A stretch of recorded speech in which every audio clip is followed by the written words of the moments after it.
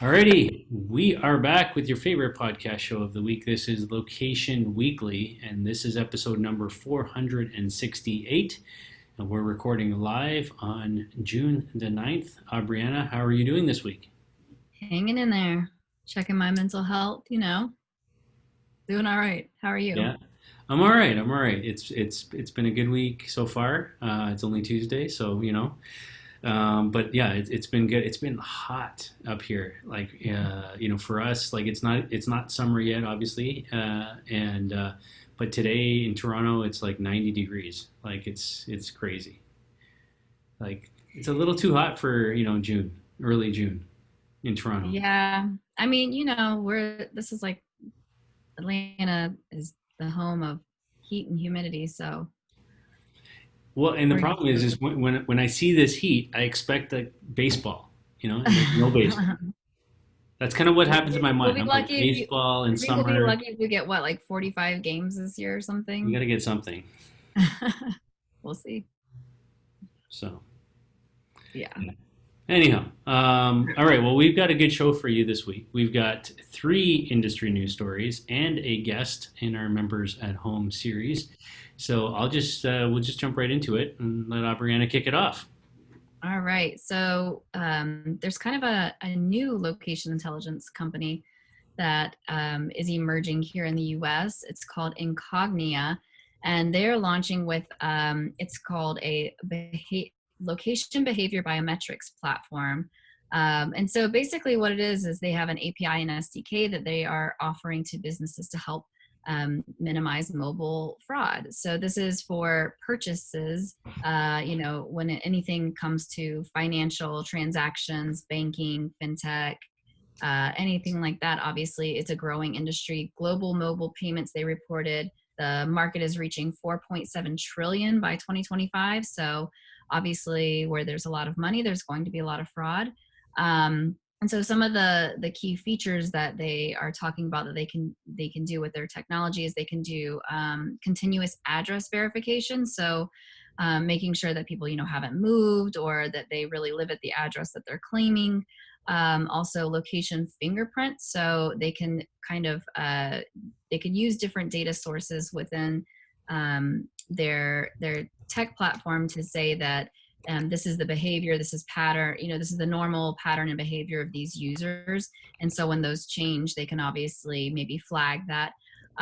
So they also talk about device integrity and trusted location APIs. So just validating the device's integrity, making sure nothing's been compromised. Also, looking for in-app transactions and flag attempts for account takeovers, all of those different things. So things that we don't even think about, like when we want to make sure that we're safe. Yeah. And this is interesting to me because obviously with my time at Digital Element, this is something that we have worked on a lot. A lot of our clients use our data, for fraud prevention, whether that's click fraud for advertising, but also obviously a lot within the financial institutions. And it is such a huge industry. It's like, the even a lot of nonprofits. I remember, I think it was I'm trying to remember which nonprofit it was, but there's a ton of different nonprofits that we've worked with over the years because people want to donate money, but the way that actually a lot of mobile ad fraud works or mobile fraud works or any financial fraud works is they'll try and donate to, let's say, like the Red Cross, American Red Cross. They'll try to donate $5 to see if that credit card number is good, and then they'll try to swipe that transaction for something else, which will be like $5,000 somewhere else. And what happens is those nonprofits then incur a lot of fraud penalties and fees and things that they have to then reverse. And so they are always looking for solutions that can help minimize that type of thing. So I think that this is a really interesting time to come out with anything location related, but the fact that it's due to mobile payments, I think is going to give them a good start. Obviously people are moving around a little bit less right now, but as things start to open up again, and even when people are shopping from home, they're still doing this from their phone. So it's a company to watch out for, Incognia. Yeah, I'm excited by this announcement as well. I think it's unfortunately a sector that we don't talk as much about. When it comes to using location data, and yet there's so much opportunity in the financial services and banking sector. And I think fraud and using, like we know it happens. We know it's sort of behind the scenes, like, on my American Express card, if I'm, from time to time, I get a phone call from them saying, hey, we see a transaction. It doesn't fit with your normal, location behavioral patterns. Like, are you actually in, Argentina right now or not? Like, and so using data and location to understand where somebody is in real time and how you can prevent, fraud in that sense, I think is a powerful thing. And I think doing it in a privacy compliant framework, I think is good too. These guys, Andre Faraz, who's the founder and CEO of Incognia, they've been in this space for a long time. So previously he built In Loco, which was another sort of player in the location data and privacy space. And so I guess just kind of continuing to move forward with advancing solutions and technologies in the space. But I think right now, to your point, I think the need to focus on how we do this in a trusted data gathering framework and in a privacy compliant framework, I think is really important. And so I like how they've sort of specified their different APIs and solutions, and I think it creates a lot of opportunities for other partners to work with them. Not just direct clients, but other B2B type of partnerships. Even guys like your company and others. So yeah, I'm excited to see kind of how it plays out, and I think there's applications for this even well beyond just the financial services sector. But yeah, super interesting. Okay, completely shifting gears now onto our second story, into the retail sector. There's a company out there called Liquid Core Gum Company, and these guys are operating in the Denver area right now, and they've got basically have come up with some dispensing machines, like kind of like vending machines, but not really. They're dispensing machines for products called Apollo Energy Gum, Gulf Gum, and Synapse, which is a CBD gum, all dispensed from their machines, which they call space stations, which are about the size of a Keurig machine. And you basically dispense the gum by sending a text message from your cell phone to the machine. The idea is that to come up with a new way to do product sampling in a touch-free framework, a la the challenges that we have in a COVID time. And the reason I pulled this story out this week is that, obviously we're all kind of dealing with COVID right now, but in the retail sector, one of the things, like even a big, huge brand like Costco, is trying to figure out ways to continue to provide the experience, that people are used to in terms of trying and sampling, new products and new food items and new whatever. But how are they going to do that in an environment where, sanitation and, just safety protocols need to be in place? And I think, I thought this was an interesting way to kind of go about it, where it's sort of the product is contained in a machine and can be released to you touch free, by simply texting, to the machine itself.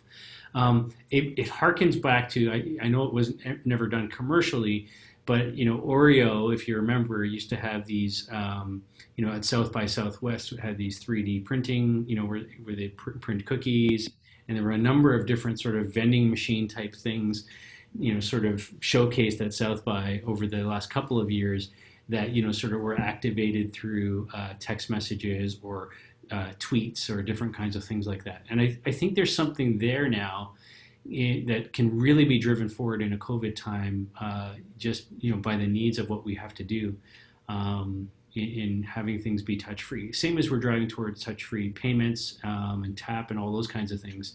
I think there's something here around product sampling that could see some pretty strong adoption going forward. So yeah. Anyways, they're called space stations from Liquid Core Gum Company out of Denver. What do you think? Yeah, I think it's pretty. I don't know. We've seen. I can't remember what the other story was. It wasn't that long ago, but they were talking about dispensing something. Um, from these sort of a similar type of scenario, but it wasn't touch free, which was like the problem with it, right? The vending machines. But I like that people are thinking about how can I minimize, spread of germs and, sharing these things, and like money is such a dirty thing anyways. Um, but yeah, I mean, I think this is interesting. I wonder, like, we're constantly thinking about how consumer behavior is going to change because of this pandemic, and because of just uh, technology offerings and new changes that are available to us as consumers. And obviously a lot of people are like, let's shop from let's shop from home even more, food delivery. But now, thinking about how can the consumers still have some level of experience, going out without having to start as we start to get back out, without having to like touch and share germs. And I like this. I mean, the biggest thing for me now going out is not necessarily like the fear of just being around other people, as much as it is like when I go to check out, like that's the one time you have to, touch something. If you don't offer Apple Pay, that's like the only option, and there's a lot of stores that still don't take that. So I think it's important to keep thinking about and iterating on these ideas of, how consumer behavior is changing. So yeah. Yeah, I think it's a good move, and we're going to see all sorts of new. I think one of the positive things coming out of COVID in the retail sector, restaurant industries, consumer facing markets, I think is that it's actually going to take a lot of the technologies that we've been talking about for years now, and actually push them forward into the market a lot faster than we might have thought, right? Because I think it's just necessity is driving them into market. The need for touch free, the need for sanitary based solutions, and payments and all these different areas. I think we're going to see just much faster adoption on some of these kinds of things. So yeah. All right, so that's our first two stories. We do have one more, which we'll come back to shortly. But before we go there, I had a chance to sit down with our guest for this week. And as you know, we've been doing this series ever since we've been on COVID isolation time. We call it Members at Home. And the idea is we talk to different members and kind of just hear from them how it's been working from home and how it's affected their work environments and so on. And this week I had a chance to sit down with Patrick Wand, that's W-A-N-D, and he's the Senior IT Project Manager for Mall of America. And Patrick's been there for a long time. I think he's coming on almost 16 years at Mall of America. So certainly, a lot of experience, a lot of knowledge in retail and technology. And my understanding is that they're just about to reopen. So probably lots going on there. So anyways, here he is, Patrick Wand, Senior IT Project Manager, Mall of America.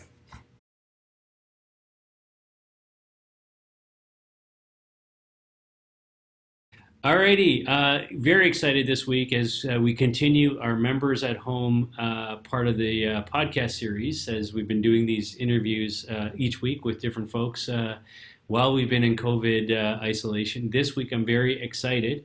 We have Patrick Wand. He's Senior IT Project Manager at the Mall of America. Patrick, welcome. How are you? Good. Thanks for having me. Yeah, well, it's interesting. Like normally with the LBMA, we've got our physical conferences that we run throughout the year. You've been a speaker at those in the past, and now we're doing everything virtual. So, what we've been doing with a lot of these interviews is just, what's that been like? Kind of being at home, working from home, family around, maybe. I don't know if what your living situation is, but what's that like? Well, it's been really different. My experience, I have three small children at home. I have a wife who's a teacher, So it wasn't just me having to go work from home. My wife had to go home and learn how to teach from home to kindergartners. And from a work standpoint, being in IT, yeah, I focus on projects, but we're service first, so we support the executive and business staff, and so we had to figure out a strategy to allow for folks to work from home and work from home well, and understand our issues that they're having related to their home internet and their routers, or is it related to the system that we have set up for MOA. So it's been a trying experience, and honestly, I think it's made us stronger, and more than likely has made us think more long term on what the other side of COVID looks like when we return. Like, how do we do business now? Do we need the same amount of people in the office at a time? I would say we don't, and it's been eye-opening in that way. Yeah, no, it's super important, and I appreciate you bringing up kind of the family situation and your wife as well, because in my case, we have two kids, a little bit older. One's in grade 11 in high school, the other one's just finishing up in grade 8. But it's been interesting, like kind of as parents, sort of getting into the homeschooling piece of it, but also like just seeing the sort of each teacher has their own approach. Some are really doing a great job and working really hard to try and create something that's engaging for the kids, and others are barely doing anything. And it's really fascinating because there's no standard, there's no way that it has to be done. At least up here in Ontario where I am, and yeah, it's been interesting to watch. There was no standard down here either. They had to figure it out. I think they were given a week in Minnesota. The governor said this starts maybe March 25th, and from March 18th through the 22nd, they all met to figure out how they were going to do this. And it's been interesting. I haven't had to multiply mixed fractions in a long time, and I have my son in the middle of a call asking me how to multiply 1 3/4 with 1 7/8, and it's like, well, I will consult my friend Google because I forgot how to do that. Yes. There's a good app I'll share with you offline that my daughter introduced us to that basically you take a picture of the word problem or the problem, and it solves it for you just from the image. Interesting. Yeah. Is it the new math, the way that they're making kids learn? The new math. The way that you and I learned it is algorithm method, and that's apparently not right. It's crazy. Yeah. Anyhow, so on the business front, you guys have been shut down, not operating. You're about to reopen tomorrow. In fact, is the big day. So, has there been, like, from a tenant perspective, have you seen any evidence of any of the retailers, the brands that are in the mall, sort of finding ways to continue to do business in the interim before you kind of get there, and what's that look like? Yeah, it's we did a lot working close with the state of Minnesota in the governor's office to understand what could be done, right? And there were separate phases, and so we did a lot to reconfigure some of our parking spots on the north side so that tenants that were fitting into the schema of a phase 1 could stay open and do curbside pickup. And it wasn't a lot. It was like 20 or 25 or so tenants, but it allowed us just a different way to allow some tenants to stay open. Unfortunately, with the mall being the size that it is, it's really hard to do that. But now we've thought, okay, we've reconfigured the north part of our lot. How do we take the east and the west and reconfigure those areas? Because curbside isn't going away. Like, I am a huge proponent in my personal life of using curbside. I do it all the time at hardware stores, grocery stores, Target, you name it. Yeah. We're seeing the same thing with some of the malls. Like, none of the malls here in Toronto where I am are open yet, but there are certainly some of them have done exactly that. Like, they've opened up like one entrance for the tenants that are sort of right there by that entrance with like, a path from the door, like cordoned off to just right to their, to their entrance to their store in the mall, and like another path to this other one, like, and that's the only two you can go to kind of thing. Like it's super interesting to see. Um, from a technology point of view, one thing that we've been asking all of our guests is, have you found any new tools in terms of how you stay in touch with colleagues? Obviously, Zoom has become a big thing. We've heard a lot of people talking about Slack and other tools. Like, what are you guys doing in terms of how you stay connected?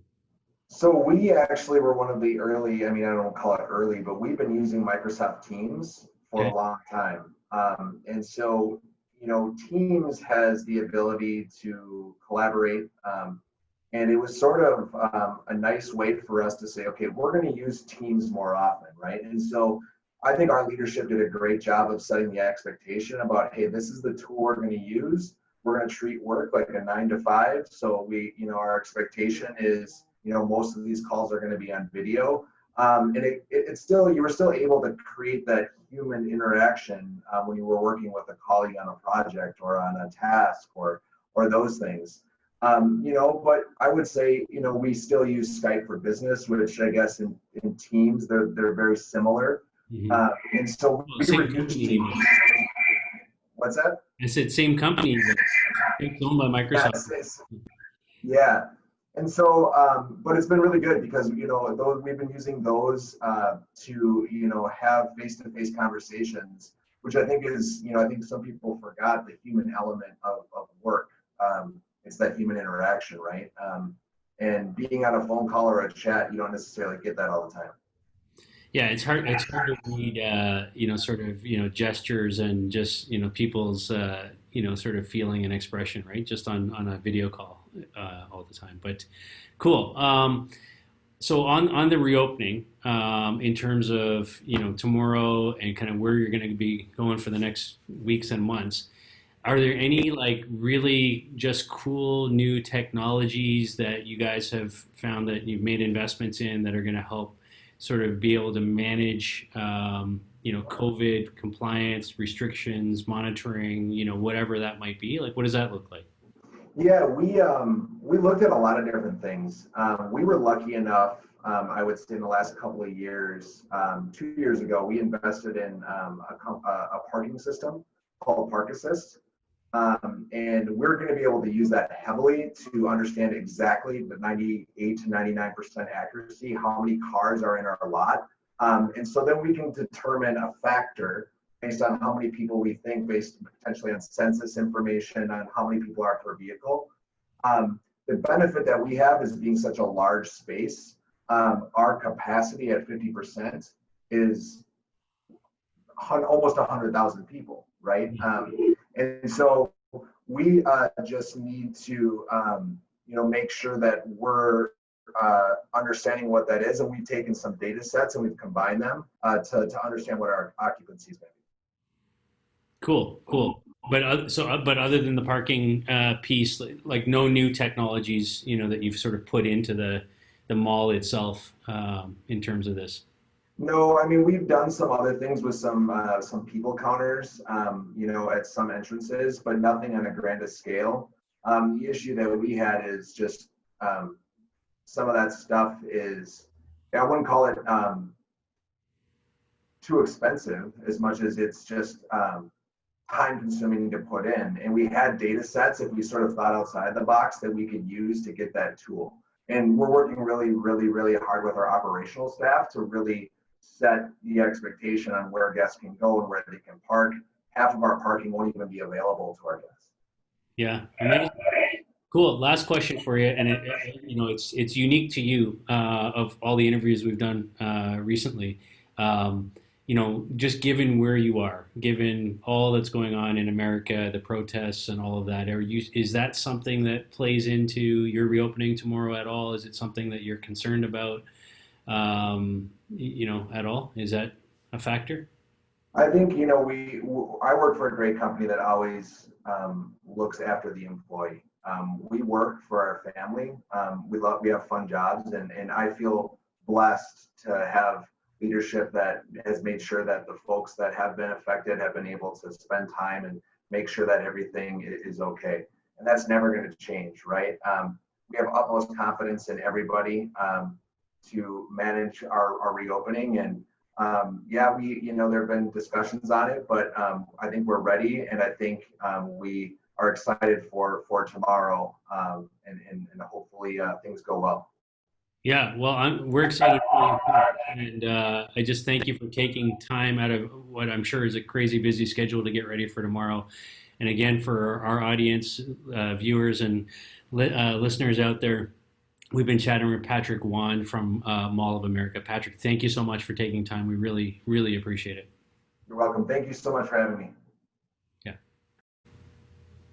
Thanks, Patrick. Really appreciate you taking time out of your busy schedule as you're getting ready to reopen. And we wish you all the success with that. And we'll catch up with you soon at one of our conferences virtually, if not in person. So thanks.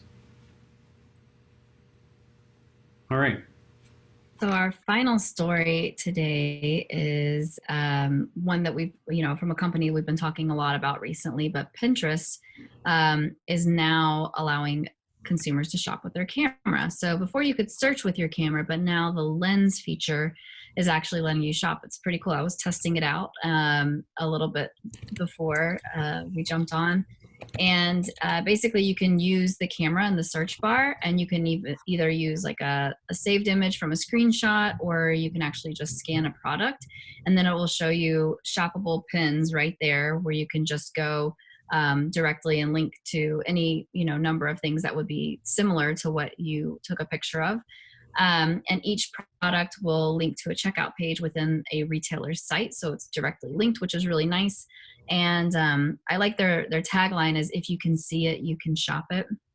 Yeah. What's also interesting is that they said that the number of visual searches using the Pinterest camera has tripled since 2019. So, more and more people want to use this feature. They're looking for specific things. I know I have used this a lot, because sometimes for example, like on Instagram, I'll see there's all these little boutiques, right? So they have like all these little shops, and a lot of them have the same exact offerings, but they're like, just cheap, trendy women's wear, for example. And you find it on one, and then it's gone, and you can't find it there anymore, or, they're out of it, but you could just take a picture of that and find it, within Pinterest probably. So, you can also take images from offline or online, and they'll show you similar items for sale from a range of retailers and the different prices, which is great. And I think, bottom line is that I think this is a great feature. This is how consumers want to shop. They want to be able to find things that look specifically like something else that they can reference. And so I think this is really easy. It's consumer friendly. And I mean, it's a great time for this, because this is how we're shopping right now. Like, we're shopping from home. We're trying to find something that we already had previously that maybe we can't find anymore, where we had bought it before. There's a lot of shortages on things. So being able to find, where to buy it, how much, and directly get there all within one app, I think is really great. So, yeah. Yeah, I mean, I got nothing bad to say about this. I think this is the way all of these social platforms need to be going. I think Amazon was the first to kind of go in this direction some years ago, although I haven't really seen them pushing, the technology in this way. But, think about the size of Amazon's marketplace and all the variety of product that's available there, and just being able to take a photo, scan an image, and be able to find, that product or something similar on Amazon and pay for it, through, your integrated account there. And I think Pinterest is ideally set up for this, right? I think that, with the boards and people saving items for whatever it is that they're, sort of into, whether that's cooking or weddings or home design or office design, now that we're all creating home offices, whatever it is, but being able to just shop that right then and there. And I think it's, we talked a lot on this show and at recent LPMA Retail Local conferences about kind of the growth in voice search. But, as we've been talking about that, we've also, been talking about visual search. And I think the two together are really changing completely the way businesses need to design and optimize themselves, to be found in terms of how people want to find them. I think we're going very quickly away from where we just key in things on Google, and look for it that way. And so being able to not just be optimized for traditional, search engine, keyword-based results, but having your products, your catalog, if you will, digitized in images, and also having that tied to voice, together is really what a lot of businesses need to get ready for. Because it's not, saying, hey, I took a photo of this and Pinterest has their giant sort of inventory and catalog of stuff is one thing. But for the individual retailers and brands, they have to get ready for that. They have to make sure that their images and their keywords, their tags and metadata associated with that are all linked up, right? So that it can happen and people can find you when they're trying to find you quickly instead of finding your competitor. So that's, I just think, something that needs to happen as an industry. But I'm all in favor of Pinterest kind of jumping on this, and I think it's a great move by them. So yeah, so that's it. That's our show for this week. 3 industry news stories. Patrick Wand from Mall of America. Excited to be able to talk about all these things this week, and we just wish everybody continued health and safety and happiness in this time. I know it's hard for a lot of people. Been stuck at home for a long time. I still got another three weeks of homeschool over here, to go through before summer break. So we're all struggling through, but there's definitely lots of silver lining moments in this too. So look for those, and just stay safe and healthy. And we'll be back next week with episode number 469. Thank you everybody for listening and watching, and contact information's at the end of the show. So reach out if you got ideas or you want to talk to us. Thanks. Bye. Bye.